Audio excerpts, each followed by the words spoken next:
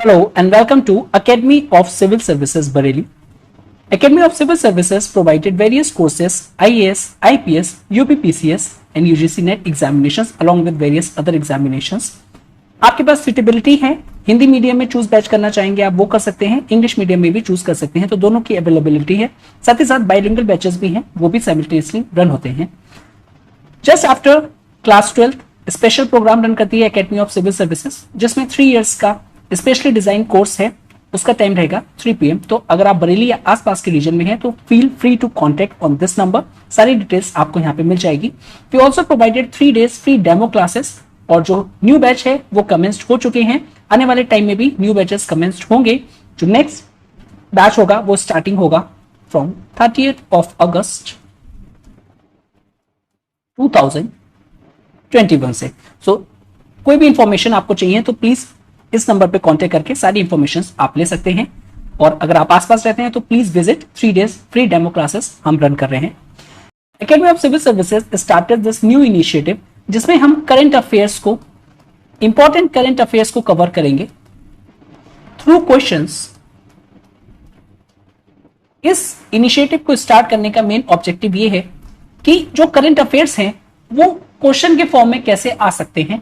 तो जब हम इस तरीके से करंट अफेयर्स को अंडरस्टैंड करेंगे with the help of questions, so that हमारा रिवीजन भी होगा, हम करंट अफेयर्स को भी अंडरस्टैंड करेंगे और हमें एक पैटर्न भी पता चलेगा कि किस तरीके से क्वेश्चंस जो हैं एग्जामिनेशन और रियल एग्जामिनेशन में आ सकते हैं। ओके, सो स्टार्ट करते हैं। First question, an ancient dagger found in the Kontagai village. और ये जो विलेज है ये कहां पे लोकेटेड है, किस स्टेट में लोकेटेड है, तो ये आपको बताना है। यहां पे जो करेक्ट आंसर होगा that is the Tamil Nadu. Okay, ये जो एंशिएंट डैगर है ये तमिलनाडु में मिला है। ओके, साथ ही साथ इसको प्रिजर्व मिला है एक तरीके से बरियल अर्न में। इसको डिस्कवर किया गया है कोंतागई विलेज तमिलनाडु में। कोंतागई जो है एक तरीके से बरियल साइट है जो कि बिलोंग करती है किलादी सिविलाइजेशन से, और ये एक बरियल अर्न्स है जिसमें वेरियस बोन्स, वेपन्स और अदर ऑब्जेक्ट्स भी डिस्कवर हुए हैं। ये जो टाइप है वेपन का, इसको मोस्ट प्रोबेबली यूज किया जाता होगा, वॉरियर यूज करते थे ड्यूरिंग द संगम पीरियड। और संगम पीरियड की हम बात करें तो 3 century BCE से ये 3 century कॉमन एरा तक प्रिवलेंट थी। अगर और इसी के बेसिस पे वेरियस आर्कियोलॉजिकल जो एविडेंस मिले हैं उस पे सम रिसर्चर्स कहते हैं कि ये जो संगम पीरियड जो हम मानते थे 3 century BC से स्टार्ट होता है, वो इवन उससे पहले से स्टार्ट हुआ था। That is somewhere close to 6 century BCE से ये स्टार्ट हुआ था। Next question, second, consider the following statement about the Keeladi civilisation. Civilisation के बारे में 3 स्टेटमेंट दे रखी हैं कि ये जो सिविलाइजेशन है ये लोकेटेड है अराउंड द रिवर वैगई। ये जो सिविलाइजेशन है एक इंडिजीनियस है और well developed self sustaining urban culture है। यहाँ पे ये जो सिविलाइजेशन है यहाँ पे तमिल ब्राह्मी स्क्रिप्ट का यूज करते हैं। तो यहाँ पे जो करेक्ट आंसर जो अगर हम देखें तो यहाँ पे जो करेक्ट आंसर होगा दैट इज दी 4। सारी की सारी जो स्टेटमेंट्स हैं given are correct, A, B and C all statements are correct. तो किलादी सिविलाइजेशन के बारे में अगर बात करें, इसको हम वैगई सिविलाइजेशन भी कहते हैं, और इट इज बिकॉज कि ये जो सिविलाइजेशन है ये रिवर वैगई के आसपास हमको देखने को मिलती है। अगर हम बात करें इंडस वैली सिविलाइजेशन जब डिक्लाइन होना स्टार्ट हुआ था तो वहां के जो हड़प्पास थे वो साउथ में आए थे, ट्रेवल करा था उन्होंने साउथ में ताकि वो स्टार्ट कर पाए अपनी न्यू लाइफ्स, और तब इस सिविलाइजेशन का इमर्जेंस देखने को मिलता है। यहाँ पे जो सिविलाइजेशन है बेसिकली एक तरीके से इंडिजीनियस है, वेल डेवलप्ड है, सेल्फ सस्टेनिंग और अर्बन कल्चर हमको यहाँ पे देखने को मिलता है। ओके, और ये जो सिविलाइजेशन है यहाँ पे तमिल ब्राह्मी स्क्रिप्ट का भी हमको देखने को मिलता है, और साथ ही साथ इसको सेकेंड अर्बनाइजेशन भी कहते हैं। सेकेंड अर्बनाइजेशन बेसिकली अगर हम बात करें सेकेंड अर्बनाइजेशन,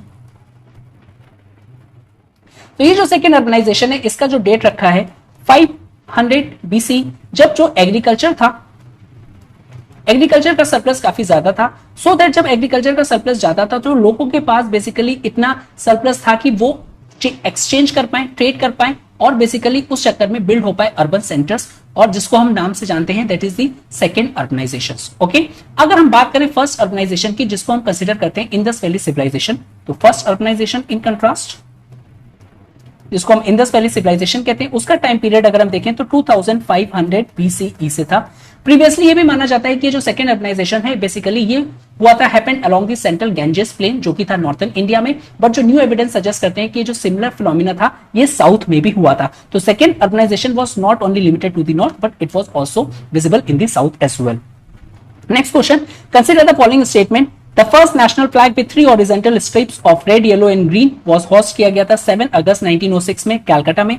1921 में पिनाकी वेंकैया जो प्रपोज थे उन्होंने बेसिक डिजाइन को किया था फ्लैग कॉन्स्टिट्यूटिंग, जिसमें 2 रेड और ग्रीन बैंड्स थे। यहां पे आपको चूज करना है करेक्ट आंसर, तो यहां पे देखेंगे both A and B statements are correct. Okay, तो यहां पे जो बात करेंगे, ये जो ट्राई कलर का जो फ्लैग है बेसिकली एट कांग्रेस कमेटी जो कि मीटिंग हुई थी कराची में, ठीक है, वहां पे लिया गया था कलकत्ता में, बिल्कुल स्टेटमेंट इसके करेक्ट है। और सेकेंड अगर हम बात करें, ये जो इंडियन फ्लैग है in its present form adopted किया गया था basically during a meeting of constituent assembly जो कि हेल्ड हुई थी 22 जुलाई 1947 में। तो ये next question is for which among the given rules use for the display of the national flag. तो यहाँ पे बताना है आपको कौन से रूल्स जो है बेसिकली वो रिलेटेड है नेशनल फ्लैग से, display of national flag. First कह रहा है emblems and names prevention of improper use act 1950, साथ ही साथ prevention of insult to the national honour act 1971। तो यहां पे अगर हम बात करें तो करेक्ट आंसर जो है that is the 3, both A and B is the correct answer. Okay, जो अर्लीस्ट रूल है वो इन दोनों में मिलते हैं। इंपॉर्टेंट हो जाता है यहां पे prevention of insult to the national honour act 1971, इसको देख लेते हैं। ये जो एक्ट है ये प्रोहिबिट करता है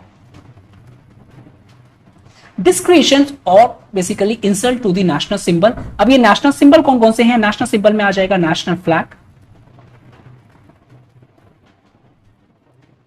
नेशनल एंथम,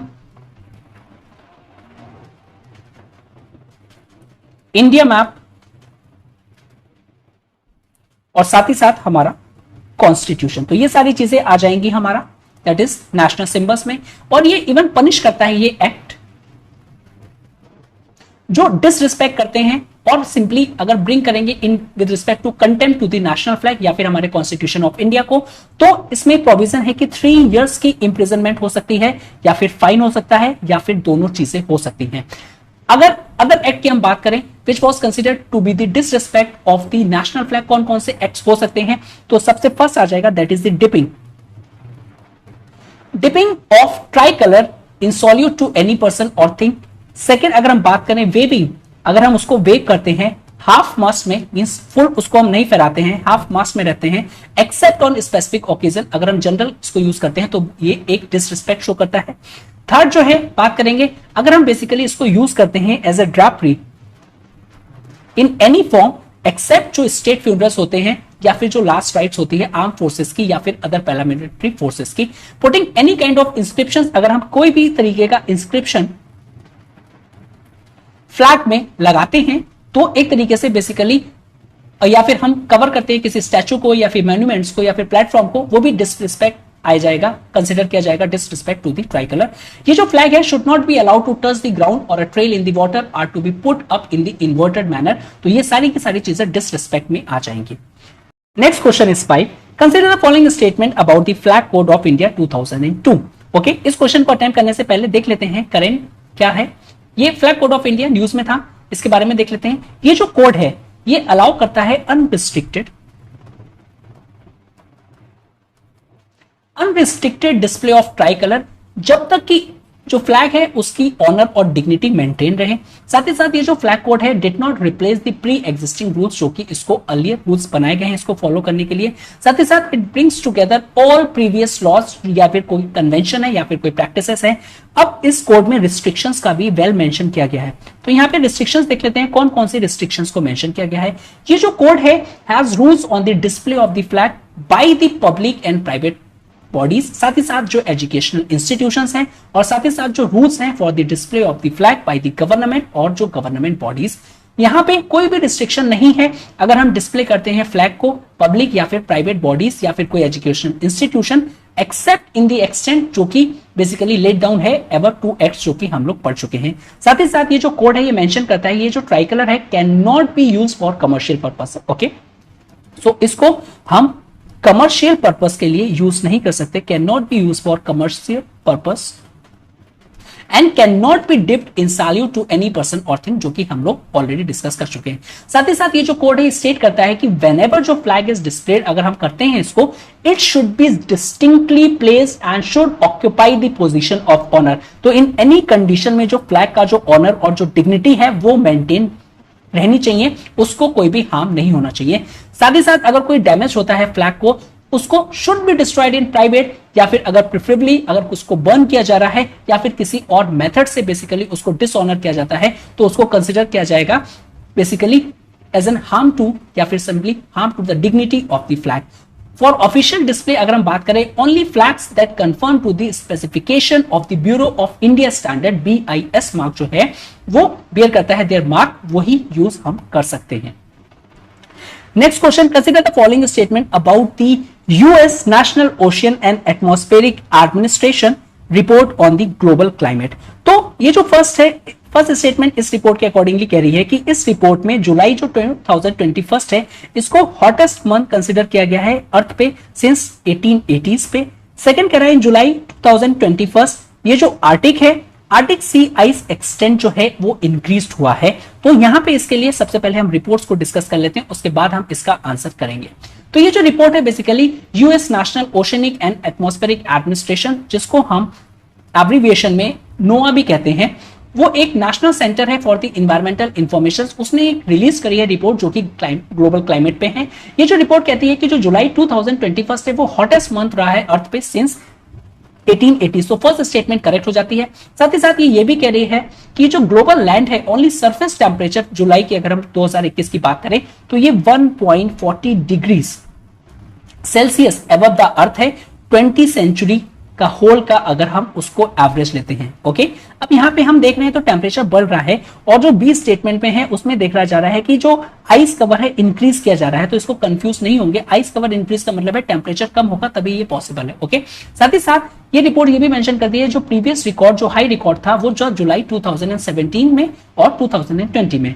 ओके, साथ ही साथ ये भी कहती है इन जुलाई 2021 में जो आर्टिक सी का जो आइस एक्सटेंट है वो अगर हम बात करें 18.8% बिलो रहा है ऑन एन एवरेज 1981 से लेकर 2010 एवरेज लेवल पे।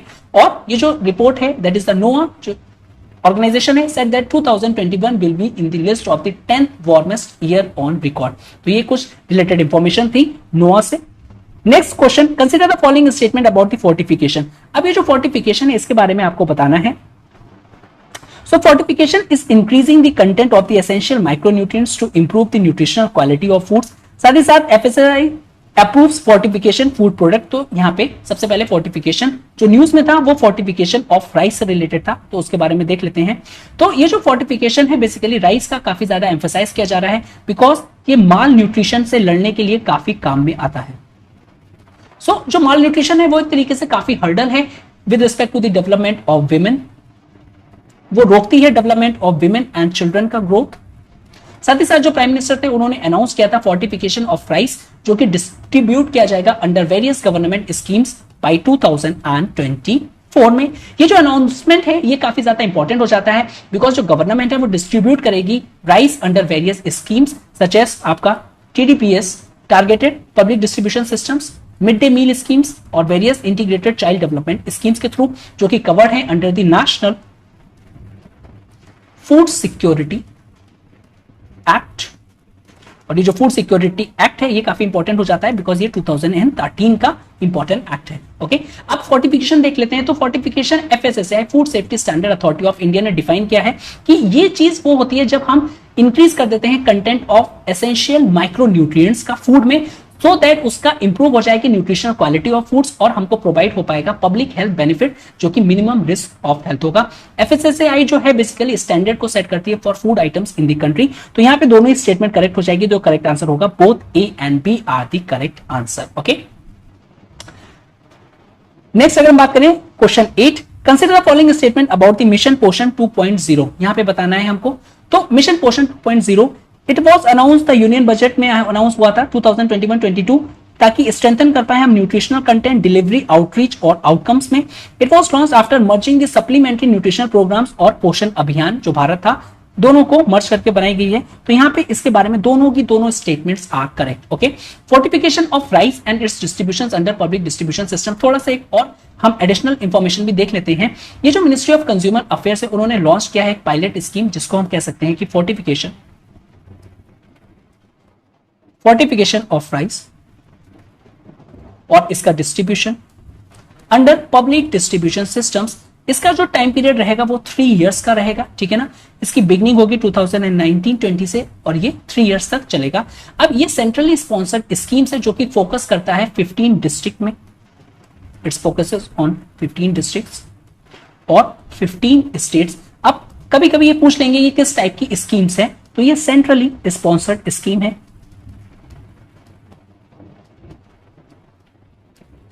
ओके, तो ये काफी इंपॉर्टेंट हो जाता है। अब ये कौन कौन से इंपॉर्टेंट स्टेट्स में हम बात कर रहे हैं, आंध्र प्रदेश, केरला की हम बात कर रहे हैं, कर्नाटका में होगा, Maharashtra, Orissa, Gujarat, UP, Assam, Tamil Nadu, Telangana, Punjab, Chhattisgarh, Jharkhand, Uttarakhand and MP. तो ये सारी चीजें होंगी। अंडर इस स्कीम की अगर हम बात करें, जो ब्लेंडिंग है राइस वो डन होगी एट दी मिलिंग स्टेज जब होती है, वहीं पे हम इसको ब्लेंड कर देंगे, माइक्रो न्यूट्रिएंट्स को ब्लेंड कर देंगे। अब ये जो सेंट्रली स्पॉन्सर्ड स्कीम है इसमें फंडिंग का सिस्टम क्या रहेगा, ओके। किसी भी सेंट्रली स्पॉन्सर्ड स्कीम्स में ये जो पैटर्न रहता है दैट इज द 90:10। 90 जो है वो सेंटर करेगी, 10% स्टेट करेगा with respect to the north eastern या फिर हिली या फिर आइसलैंड स्टेट की अगर हम बात करें।